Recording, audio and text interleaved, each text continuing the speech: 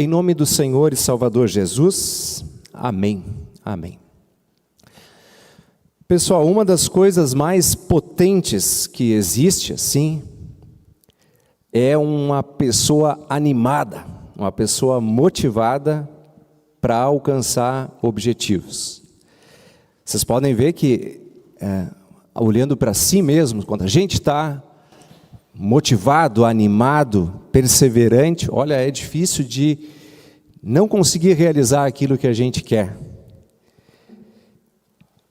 Porém, contudo, no entanto, o problema é o cansaço e o desânimo que frequentemente acompanha a vida da gente. Peso das preocupações, a ansiedade com o dia de amanhã, com o futuro. Aliás, hoje o Salmo 16 diz assim, o meu futuro está nas tuas mãos, eu me sinto bem tranquilo. Mas a gente costuma ter muita ansiedade com o que vai ser, com o jeito das coisas. O medo diante dos desafios, a gente pensa que a gente é limitado, que a gente não consegue, que a gente não vai conseguir. Então existem essas duas coisas, a potência do ânimo e a fraqueza do desânimo. E de certa forma, muitas coisas, o pecado dentro de nós e fora de nós vai roubando nossa força. Então, dito isso, a pergunta aqui que eu queria analisar, pensar, é como vencer o desânimo? Como encontrar forças para prosseguir? Como lidar com esses sentimentos difíceis, ruins que vêm sobre nós? E para buscar respostas a partir dessa pergunta, eu quero convidá-los a pensarmos na vida de Elias. É um profeta do Antigo Testamento e é o texto indicado para esse domingo, o terceiro domingo após Pentecostes, a vida de Elias. E eu quero convidá-los então a pensar nisso. Antes de aqui abrir a Bíblia, e eu vou pedir para vocês também acompanharem comigo, o Elias, eu achei interessante trazer esse tema porque o Elias vive o auge assim. Ele é corajoso, ele é motivado, ele, inclusive assim, digamos, do ponto de vista externo, tem grande vitória, mas em seguida ele está bem desanimado, está bem enfraquecido e tem vontade de morrer, inclusive. Uma imagem de depressão. Está lá o Elias, forte aqui, fraco lá. E eu queria então mostrar um pouco dessa história de uma maneira bem simples assim, apresentar essa história. E obviamente minha função é trazer a palavra de Deus, que ela também direcione e ilumine nossas vidas. Então eu vou convidar vocês a abrirem aí, 1 Reis, que tem a história do Elias, 1 Reis, e eu vou convidar vocês a abrirem o capítulo 16, para o versículo 29, tá? Ali diz assim, o reinado de Acabe de Israel. Então, só para localizar no tempo e no espaço, eu não quero pegar aqui 1 Reis 16, mas só mencionar aqui, Elias é um profeta, um grande profeta, no tempo deste rei, chamado Acabe. E Acabe é o pior de todos os reis destacados, dentro desses muitos reis de Judá e de Israel. O versículo 30, coloquem os olhos no versículo 30, capítulo 16, versículo 30, no final da página 513, diz ali, Acabe, filho de Onri, fez o que era mal aos olhos do Senhor, mais do que todos os reis que vieram antes dele. E ainda diz assim, como se fosse pouca coisa andar nos pecados de Jeroboão, filho de Nebate, Acabe foi mais longe e tomou por mulher Jezabel. E por causa de Jezabel, ele levanta um templo, um altar ao deus Baal. E centraliza toda a cultura, todo o jeito de ser, todo o jeito que o povo era aquilo ali, Baal. E Baal era o deus da fertilidade, da prosperidade. E por incrível que pareça, O povo estava bem próspero na época de Acabe. Então todo mundo estava dizendo, yes, é isso aí, Acabe sabe tudo, é o Acabe. E é o Baal que está mandando prosperidade. Então eles estavam vendo muito bem. E aí toda a cultura, todo o lado foi para o lado do rei Acabe e para o lado do Baal. Ele organizou tanto esquema em torno do Baal, que tinha 450 profetas de Baal servindo no grande templo em Samaria. E tinha outra que era considerada a esposa do Baal, né, que é Astarote, fizeram uma coluna, tinha 400 profetas e profetisas, então o culto, a organização toda era em torno disso. No povo onde a palavra de Deus era proclamada. E aí aparece Elias, o profeta que é encaminhado, que aí nós vemos no capítulo 17, né? Aparece esse Elias, o profeta. E o Elias vai já com coragem, e aqui eu boto esse lado do Elias corajoso, forte, motivado. Ele vai na cara do Acabe e diz, não vai mais chover. Até que é interessante que ele, até que eu diga de novo que é para chover. E eles desdenham dele, né? Porque assim, tipo, pô, nós temos o Baal, que é o Deus da fertilidade, tu vem falar que não vai chover, né? Em nome do Senhor, não vai chover. Assim diz o Senhor. Essa era a expressão do profeta, assim diz o Senhor. E aí vem um período de grande seca. Eu tenho que me controlar aqui para não ir em tantos detalhes. Vem um período de grande seca, e aí o pessoal entra em crise. E aliás, o povo é assim, quando está bem financeiramente, está tudo legal. Mesmo que esteja num caminho mau. Aí quando vem, então, aqui começa já alguns perrengues, alguns problemas para o lado do Acabe. Grande seca, grande problema, né? O Elias, ele tem que fugir, ele vai para a beira de um rio, de um riacho. Deus sustenta ele lá. É uma história muito bonita, né? Que diz, tá, mas e eu? Não, eu vou cuidar de ti. E Deus cuida dele. E aí depois ele vai até uma viúva, que não era do povo, de Sarepta, e Deus cuida dele lá. E lá junto com o rei Acabe, total seca. E aí ele tinha dito, até que eu digo que vai chover de novo. Aí o Elias, depois de um tempo, volta lá. E aí o Acabe olha para o Elias, está aí o causador dos problemas do nosso país. Aí está o causador dos problemas, o problema é dele. E Elias diz, não, tu és o problema. Tu abandonaste o Deus vivo para adorar outros deuses. E aí nesse interim, o Elias marca um duelo.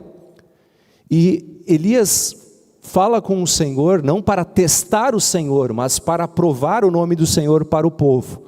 E ele então faz um desafio aos profetas de Baal, como dizendo assim, pode vir os 450, e só eu, sozinho, eu sou o profeta do Deus vivo, eu sozinho, e vocês 450. Vamos fazer 2 altares, 2 mesas. Vamos pegar um novilho, vamos colocar um num altar e outro num. Esse vai ser o de vocês, esse vai ser o nosso.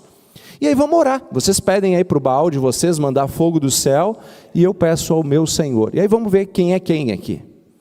Só que antes de desafiar Baal, esse Deus falso, os seus profetas, ele desafia o próprio povo de Israel. E aí eu quero mostrar isso para vocês aqui. Se vocês pegarem aí o capítulo 18 de 1 Reis, capítulo 18 de 1 Reis, e olharem o versículo 21, capítulo 18, versículo 21, está na terceira linha da segunda coluna, na página 506. Depois Elias se aproximou de todo o povo e disse, até quando, gente?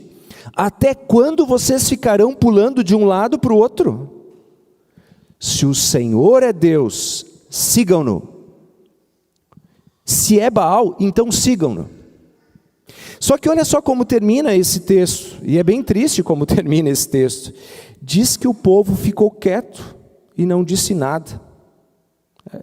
O texto diz assim, olha, o povo ficou ali ouvindo, né, e não disse nem A nem B.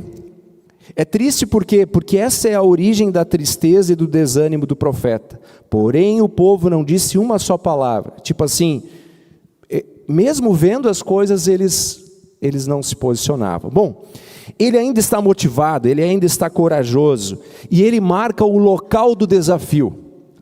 Voltando aqui, não sei se vocês estão acompanhando comigo, os 450 profetas de Baal contra ele. Onde é que vão fazer isso aí? Vão fazer no Monte Carmelo. Aí é um dado importante, assim, esses deuses antigos tinham a sua casa, o seu estádio, onde eles normalmente ganhavam, digamos assim, eles achavam mais poderoso. Pode ser no Monte Carmelo, que é o de vocês, vamos fazer na casa de vocês aí. E aí ele marca esse duelo para lá. E aí esse duelo, ele está colocado na sequência ali do texto, tá? Na sequência nós temos lá o versículo 26, ó. Pegaram o novilho que lhes foi trazido, prepararam-no e invocaram o nome de Baal desde a manhã até o meio-dia. Eu estou lendo o versículo 26. Ó Baal, responde-nos. Porém não se ouviu nenhuma voz e não houve quem respondesse. E ficaram pulando ao redor do altar que tinham feito. Imagina isso, né? Os 400 orando, vamos cantar aquele hino, agora aquele outro, agora o Baal vai vir. Ao meio-dia, Elias começou a zombar deles, dizendo: pessoal, gritem mais alto, porque ele é Deus. Pode ser que ele esteja meditando, atendendo a necessidades. Esse atendendo a necessidades quer dizer assim, talvez ele foi no banheiro, né?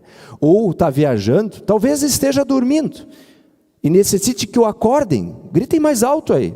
E aí eles ficou, aí nada, né? Eles começaram a se cortar. Havia assim uma ideia do sangue, vamos deixar pingar sangue aqui, o sacrifício, ai nada. E aí então nós temos o profeta Elias depois preparando o seu altar. E aí o Elias foi longe aqui, motivado, né? Estava assim, corajoso. Pode pegar aí tantos baldes d'água, derrama aqui em cima da carne. Imagina, né? A gente vai fazer um churrasco, já pensou assim, fazer um galeto e derrama água e agora faz o fogo. Não. Por que ele fez isso? Não, pode derramar água. Se Deus é Deus, vai pegar fogo mesmo com lenha molhada. Derramar, fizeram uma valeta na volta com muita água. E ele então, humildemente diz: ó Senhor, mostre que Tu és o Criador, Tu és o Senhor. E diz que então o fogo do céu consumiu aquela carne. Logo depois, o povo todo viu aquilo. Ó, Deus é o Senhor e coisa e tal. E está lá, Elias motivado, Elias persegue, depois afasta os profetas de Baal, acaba com eles, aniquila com eles. Só que o que acontece? Nos outros dias, o povo continua meio quieto. Eles falam para Jezabel do que tinha acontecido. A Jezabel era a rainha pior do mundo, muito má, e ela organiza todo um esquema para perseguir o Elias.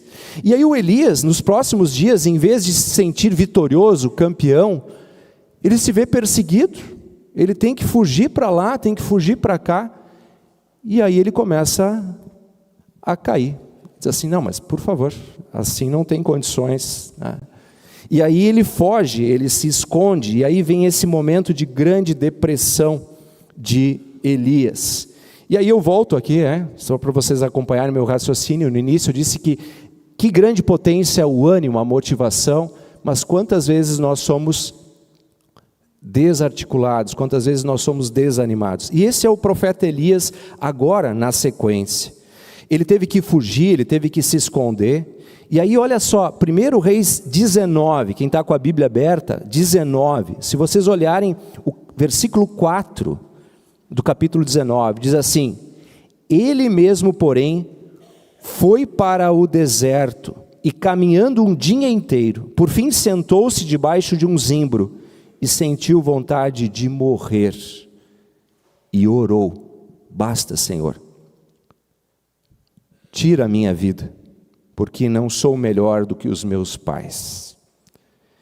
Aqui veio uma profunda depressão assim, né? E aí ele ficou num momento de grande mesmo, vontade de morrer. Olha, não quero mais, não tem condições.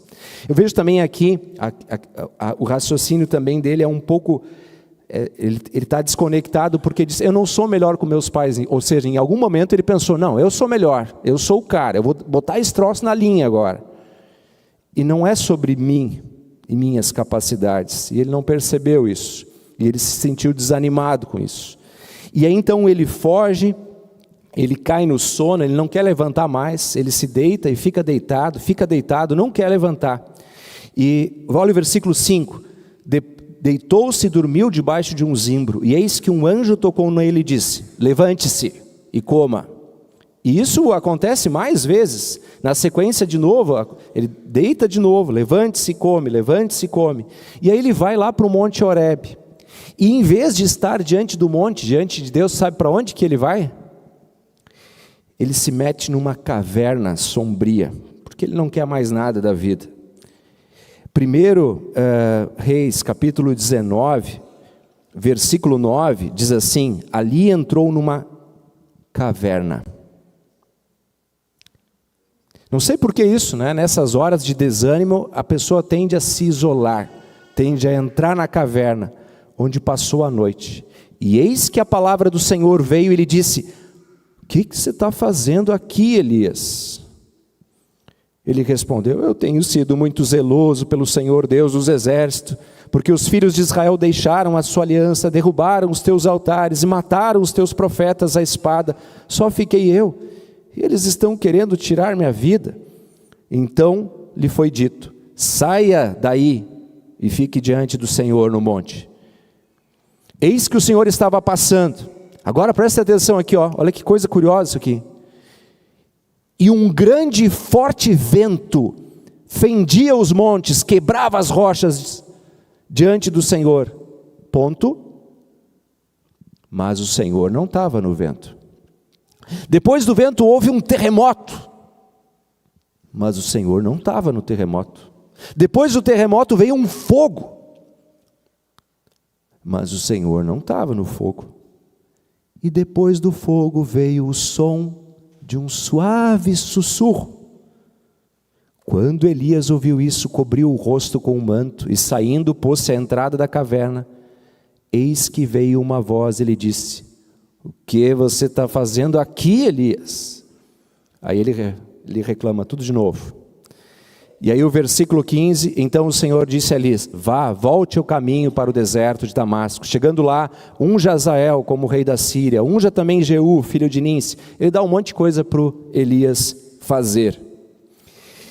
Vocês percebem aqui que é bem interessante isso, e a gente, mas por que Deus fez isso, né?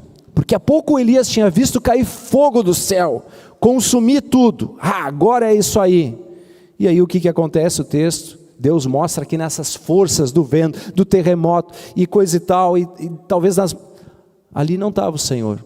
Elias, é pelo sussurro da minha palavra. Vai e prega, continua fazendo o que eu disse para te fazer. É nessa quietude que está o Senhor, é nesse ordinário que está o Senhor. E aí ele direciona, e lá ele vai. Muito bem, me emocionei um pouquinho mais aqui que eu queria, no tempo.